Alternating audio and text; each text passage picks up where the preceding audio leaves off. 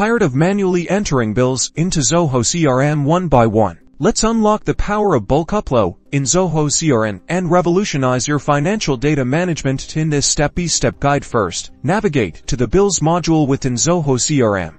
You can find this under the Finance section or your custom module setup if you have configured it that way. Next, locate and click on the Import button. This is typically found at the top right corner of the screen next to the Create Bill button, but this might be somewhere else depending on your permission settings. You'll be guided through the Import wizard in the first step. Select the file you wish to upload. Ensure that your file is in a supported format like CSV or XLSX. Your file should contain all the necessary fields for each bill, such as vendor name, invoice number, bill date, due date, and amount. Map the columns from your file to the corresponding fields in Zoho CRM. This step is critical to ensure your data lands in the correct fields. Zoho CRM will try and automatically match them, but always double check. Once you have finished mapping the fields, preview the import and click on Import. After the import is complete, review the summary report for any errors or skipped records. This report helps you identify any issues that need correction.